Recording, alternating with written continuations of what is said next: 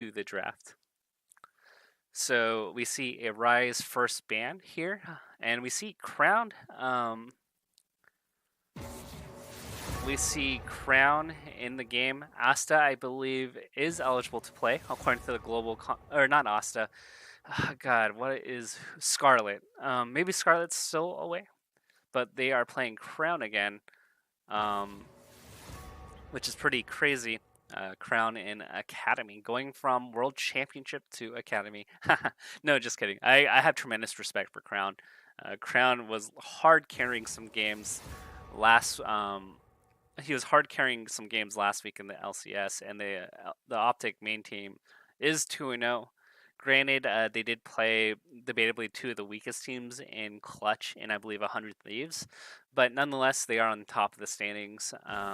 So, see, we have 5 flex pick bans plus the Nautilus. Rise, Akali, Silas, Aurelia, and Aatrox all banned. Some people say that Aatrox and Silas are like the two most big OP comps. Ooh, and we're seeing the support action here. We see the Yuumi and immediately OpTic Gaming going for Sona Taric.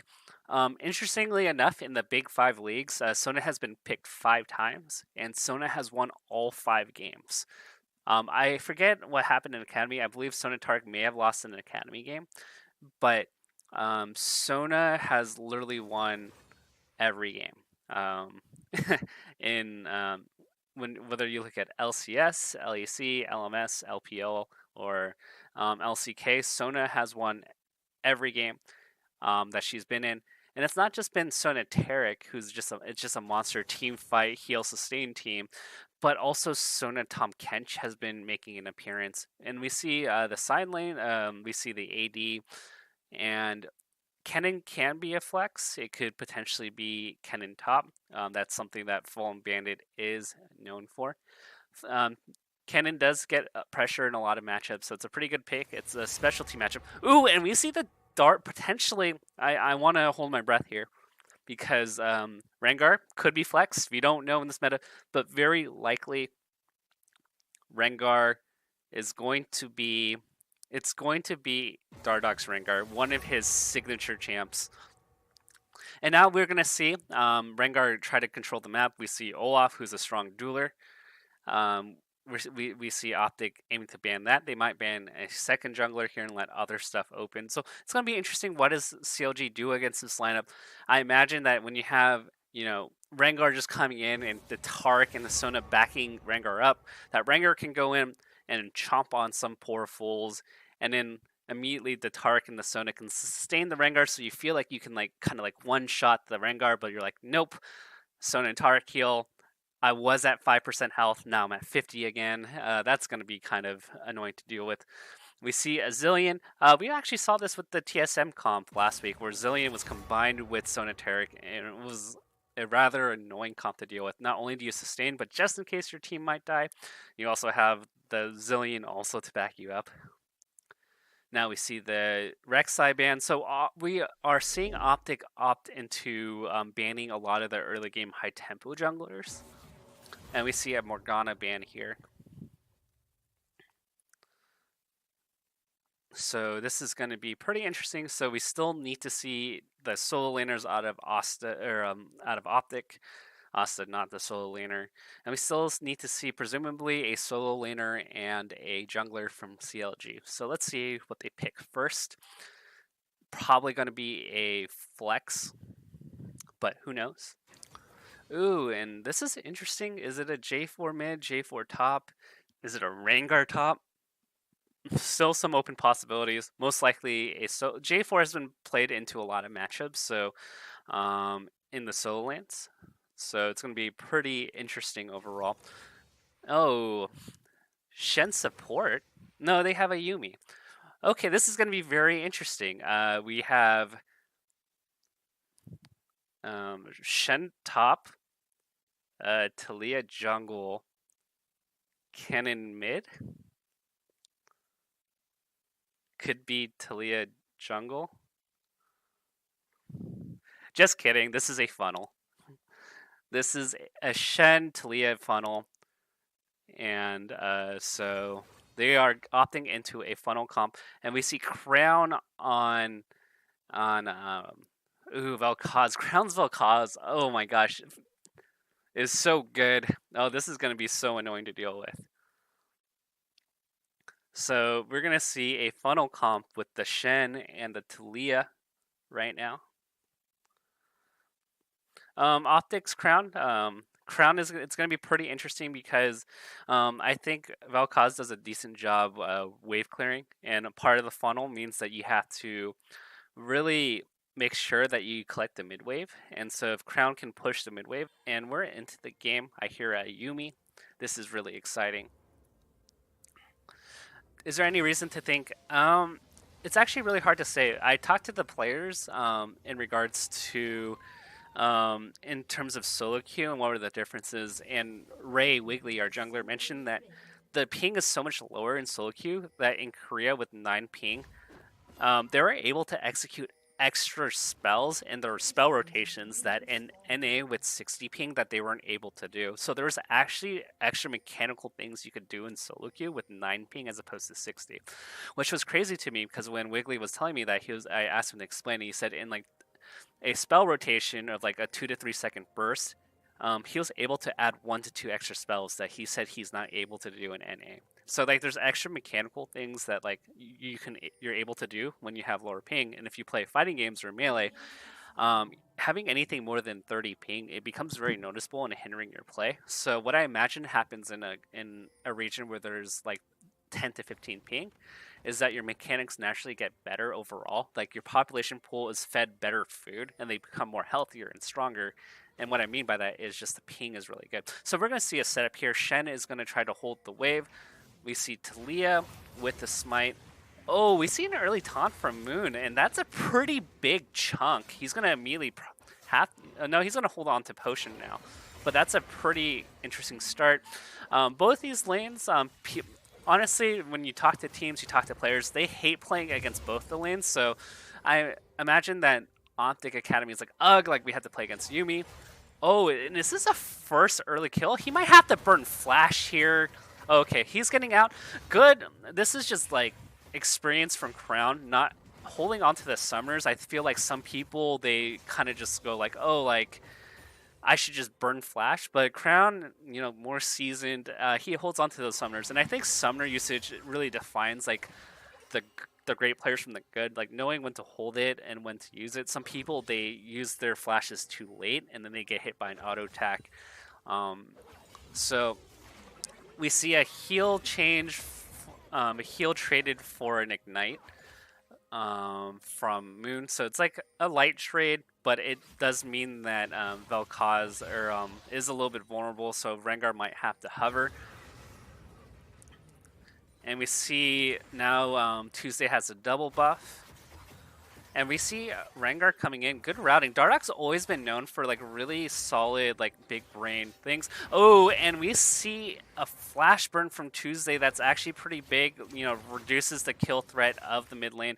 And we see a pushing wave actually, even though it's one. Oh, we see that. Oh, and we see flash burn for Flash. Really close. We see the burn damage from the red, but everything's going okay. Dardoch is pulled into the mid wave. He's you can't leave Crown by himself in this early levels, and now we see a little bit of a push. So now the Taliyah Shen, they can go for crowd, they can go for a few minion waves on the side. And the good thing about this is actually, you know, when you see a funnel comp, you know, the advantage is to the other jungler to outpace the jungler, but he's been stuck mid, and we see a little bit of a trade with Alarim and Fallen Bandit. Nothing too significant. Both trading, chunking out pretty well. And with this bot lane, most lanes to beat Sonatark, you basically have to out-punish them to the point that they're irrelevant. And we saw that from the main team with CLG. Unfortunately, the mis-execution, Biofrost dying early, didn't really quite help. But how you cancel out Sonatark is that you beat them so badly in the beginning of the game that they don't really catch up.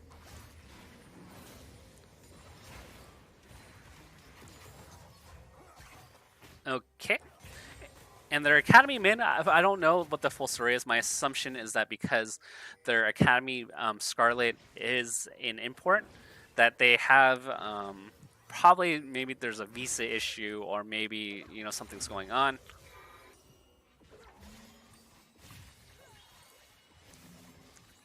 So we're seeing the lane push, and pretty much as Sonateric, unless you have strong jungle presence, then you really just have to play very calm. So this is where, you know, you get a little bit of an advantage here, is the fact that you lose tempo, and you see that if you have a strong shoving wave, that what ends up happening is that the funnel comp can lose a bunch of minions, and we see Crown just going to town on them. Moon can't really hold this wave. Unfortunately, he's going to have to go to tower, or he's going to have to take a ton of damage. And Talia lost a little bit of tempo, so taking a turret shot from Crown was actually really smart, because now Talia misses a wave, so taking 100 damage at the expense of your strong champion on the other end, losing a full minion wave, I'd say that's a really worthwhile trade. So those subtle things matter a lot in pro. You'll see like little things with tempo timings, and I really wish that there were like analysts that really talk more about back timings with teams, because that's one of the most important things. Oh, and we see a really, oh, and he doesn't have flash. Is this a solo? Oh, that was really close. Yeah, the Crowns and Crown's Vel'Koz, and he's just like one spell rotation away from dying, and he immediately has to go back. This tempo is going really bad for CLG, actually.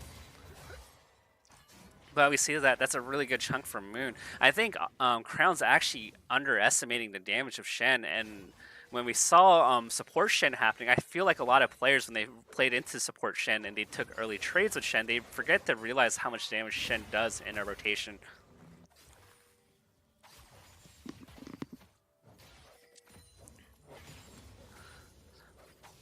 Ooh, and Dardoch chilling in here.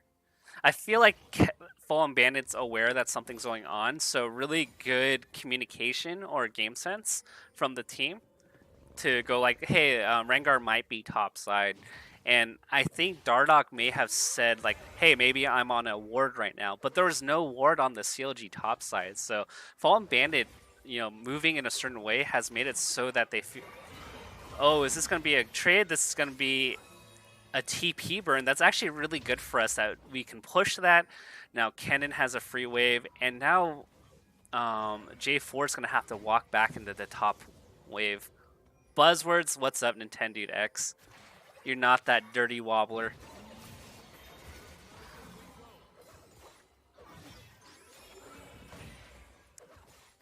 So we see a TP burn for free.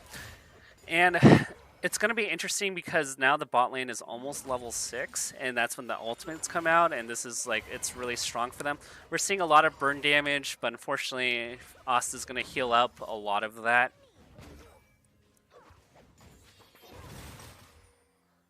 And this Talia getting chunked out means that it barely has a lead over Crown's Vel'Koz, which is unfortunate because you're sacrificing jungle gold and CS to, in theory, get Tuesday ahead, but they're almost even in CS.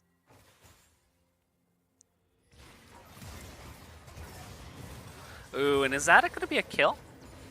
Oh, then that's going to be a first blood. And that's kind of one of the weaknesses of Vel'Koz, is that if you can catch him, like, it's not really a mobile champ. You kind of hope you land your stun, and first blood going to CLG. So it's pretty good. Rengar tried to go for a gank mid, burn to flash, but it hasn't really had much of an impact in this game. He's been mostly hard farming, you know, taking as many camps as he can. And gate level 5, so it's going to be pretty interesting soon. Okay, we see the Talia at level 8. We also see Fallen Bandit at level 8, getting that level advantage because J4 had to TP bot to protect the bot lane. And overall, more or less an even game, aside from the kill. Let's see what ends up happening here. Crown still has flash, though. I think he kind of recognized once the taunt hit, that he was dead no matter what. So there's not going to be an opportunity to get another 2v1 here for CLG.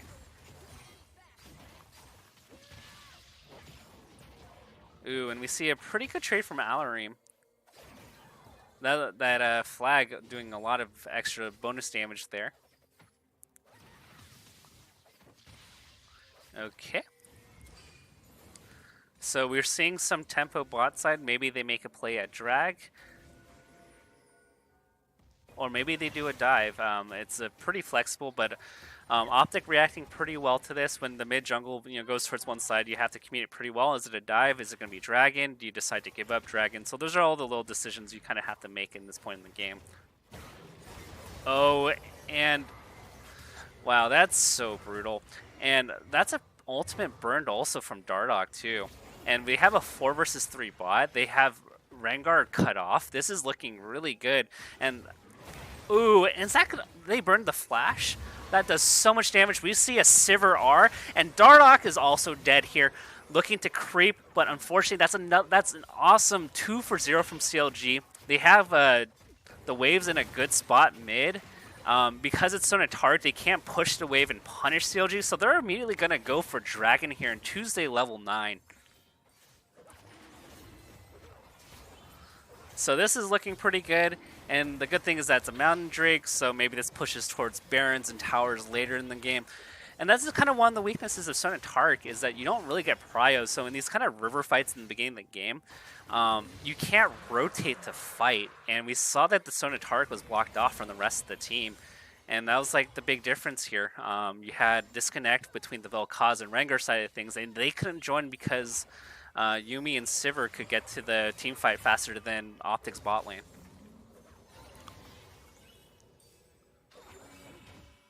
So it's looking pretty good, but again, this is Sona Tarek, and when it's the mid-game, team fighting happens, and you just have a super mega Vel'Koz that just doesn't die, it might be really difficult. But they've been getting, a lot of mileage on.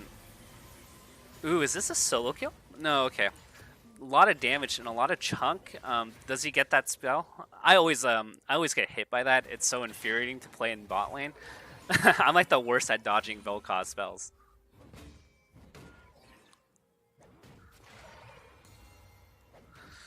So just looking at summoners here, Tuesday, in that all-in from Vel'Koz to Chunk, Tuesday didn't use Flash, so he still has both summoners, so maybe if they get another taunt, he can just go in if he's not in range. We can see another kill on Vel'Koz, and Vel'Koz is 0-2, and Tuesday, I really wish we could see the gold in this, but I imagine Tuesday's quite far ahead. Just looking at the items, looking at the CS, and the 2 kills.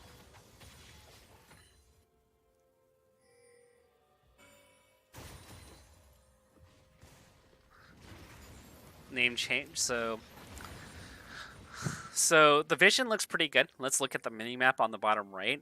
It's really, we see reds, or pinks rather, in a large portion of the bot river, meaning that Sivir and Yuumi can push up comfortably. They will see Rengar very often, and we're seeing Sona Tarek go through and through that portion of the river. So maybe they're going to make a fun play on Sivir Yuumi pushing up. Maybe they come from behind and they trap, but we see that cone come out, so Sivir Yuumi should be aware that something's up, and they will probably push the wave to the tower, let it reset, and then just run back.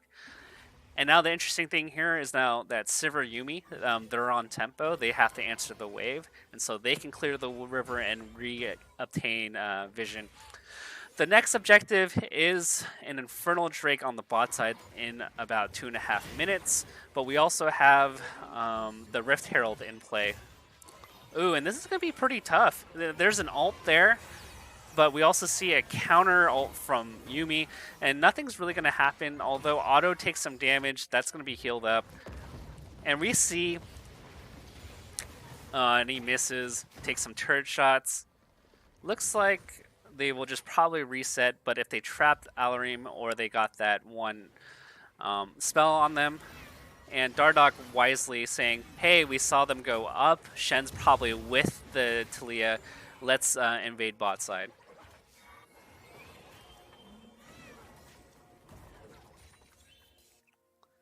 Master Yi, definitely we're looking for some Master Yi lanes right now. Ooh, and that might spell death. Oh, and the ult comes out. I think one of the characteristics we didn't really talk about in this thing is how mobile the CLG comp is. And the reason why I say that is you have a global and Talia, and you have a global with Moon's ult. So if ever they need to, get together for a fight, or they find that they're outnumbered, you see the TPs, you see the flanks, and Tuesday is very likely dead. We see, we see all four come in. I don't know who wins this. That's a really good rotation of spells.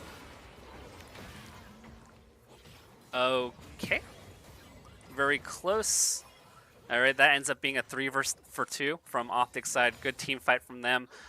But the point I was trying to make is that you see TPs from Otto. He can bring Yumi over.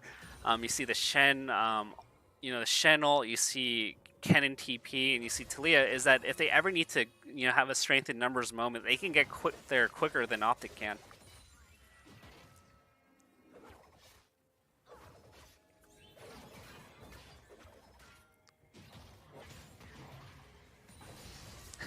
We're here for Moon. Yeah, the Tark ult was late. There is a delay on it. So you have to keep track, and you have to be sure that you use it wisely. Ooh, that was a large chunk on the J4. Objective coming up soon, actually, for the Infernal Drake. Both teams, obviously, it would be really good for both of them. And now we see that Tuesday has the little friendly Yumi figure. Oh, and they didn't. That was just a lack of vision. Good stuff from OpTic being in that bush. It's really tough.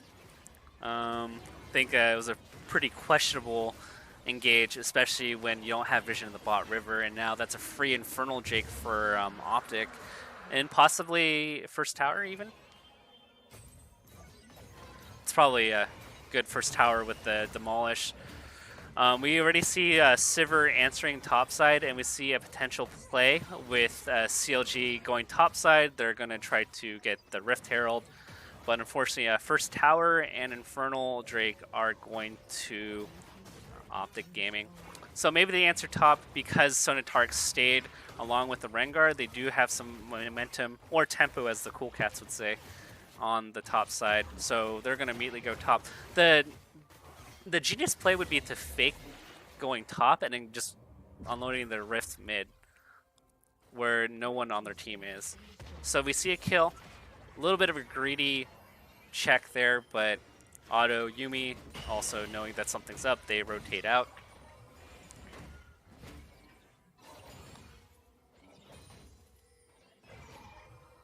So this is kind of where you hit a lull. You really want that mid tower. You start opening the map with it. In the meantime, both the Rift and the Dragon are gone, so it's kind of going to be a lull. You're going to be just pushing waves, you're going to be getting vision, and hopefully, if you're either team, you catch somebody out of position, or you catch a greedy team fight where one team can out-rotate, and then you win from there. Ooh, the Yumi's off the bus. The cat is out of the bag. Oh, what are you doing, Yumi? Okay, that was really close. I was just holding my breath. I'm like, poor cat. No, you gotta stop. Burns ult. We might see a dive here. It might be a little bit ambitious. Tuesday is, there, but we can invade. Who's gonna grab it? I guess the Rengar's getting it. Ooh, and it looks like all 5 of them are here. Ooh, and they instantly chunk out Rengar, but that Vel caused that sneaky sneakster and that wall. Questionable, to say the least. Maybe it was a defensive wall to say, hey, we don't want to continue the fight, and maybe we just want to make sure that our squishies don't get engaged on. And Crown's just going in. Mr. Tentacles even baits a cooldown from Tuesday, and Tuesday doesn't actually have mana to stay in this lane. He's going to get pushed out, and this mid wave is actually going to get pushed. Ooh, that chunks out. So one of the interesting things about Sonatarek, although Tarek has built a null magic or null mantle, is the fact that usually those builds early game between Son and Tarek don't have a much MR in their builds, so Talia in theory could chunk him out.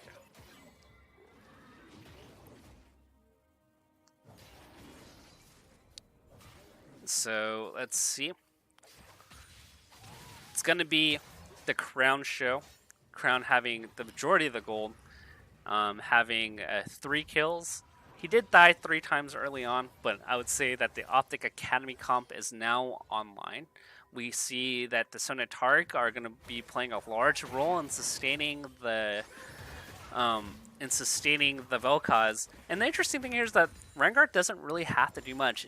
Even if he dies early, as long as he burns cooldowns and creates chaos in the team fight, I would say that Dardoch is doing his job.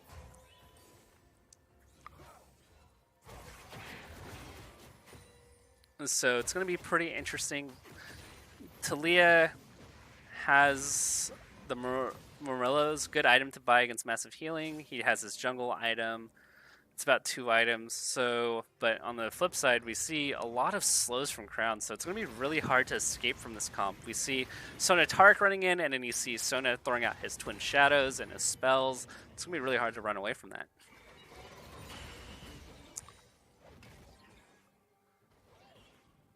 Okay. So some good vision here. I think it's just hard for CLG to really get many options here. The vision from OpTic is really good, and we have another Infernal Drake coming soon. We have 30 seconds, so maybe this is the smart, intelligent play. You force them off of Dragon, say you have to answer this wave with this big Rift Herald, and then it pulls them in, and maybe they force a fight, and then maybe you chunk him out. But unfortunately, the Sivir R is now burned. The Rift Herald is now burned, and they're not chunked. And now they pretty much have to concede this Drake because they don't have vision. And we saw what happened last time when they went into that bush. Kennen doesn't even have a good flank angle, and we see a good... We separated the Asta there, but this is the issue. You have Vel'Koz. Oh, this is pretty... Oh, this is a really good flank from, Fallen Bandit, but unfortunately it was just... Look at how... Oh my gosh, this is so... look at how much they're going to heal. Each of those Tark heals are going to do so much. Each of those Sona heals are going to do a lot. This is devastating for CLG. Look, that Sivir Q didn't even do anything. Oh, this is such a silly comp. Sona Taric. What is wrong with Sona Taric? Run. Run. Now the whole team is healing. Run away. Run away.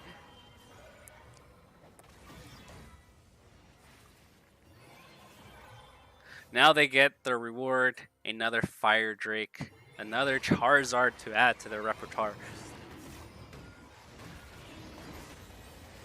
Oh, oh no. And they went for the fast Baron. Let's see if they can chunk this. Maybe they can.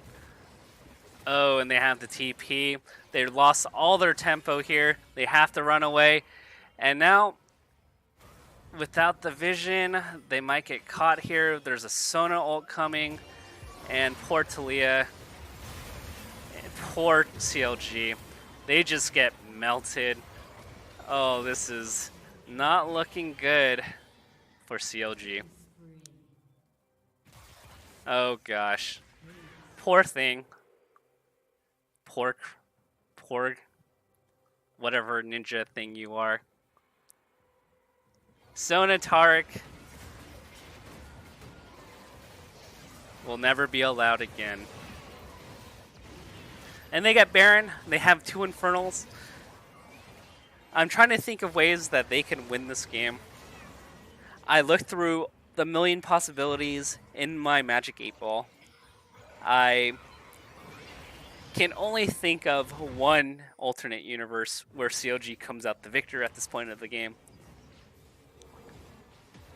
There's only one alternate universe I see. So I will sacrifice myself for the Infinity Gauntlet, and I will pass away for the good of the CLG nation.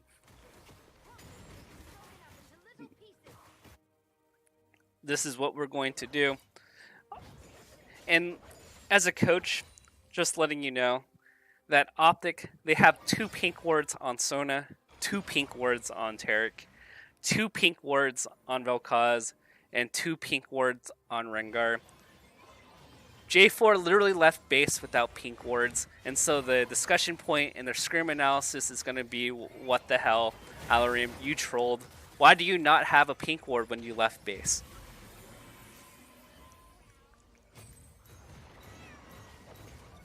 That will be the VOD review for OpTic. It will be, J4, why didn't you carry a pink ward?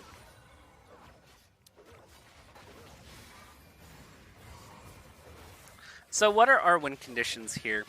Sivir has that one anti-heal item, has an Essence Reaver, is almost 2-3 items, but the game might just end.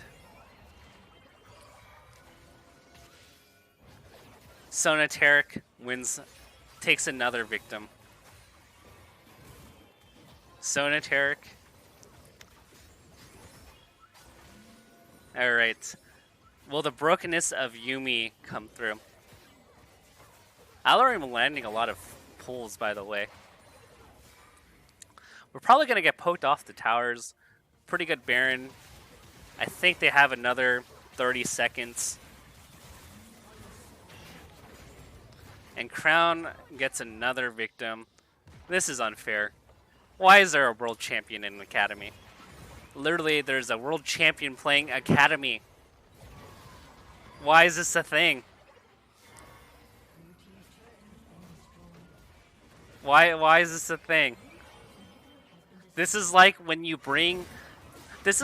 run a school for fun tournament, and then your friend goes like, yo, can I invite my friends? And he turns out to be this 7-foot center dude that like can dunk. Meanwhile, your friends are 5'10". They're not very tall, and this guy's just smurfing on you guys. This is Crown. Oh, and that looks like game. Pretty good ult, actually. Burned a bunch of spells. Just not enough damage. Oh, and do they get Crown? No, it's probably going to heal a million ways. There's the shields. Look at how many shields that is. That's just simply not fair. That was actually a really good Kennen ult. But now with a million things going into their base, Thanos has won with the Infinity Gauntlet of Sonateric. And Sonateric takes another victim. How unfortunate. GG's OpTic. Good games.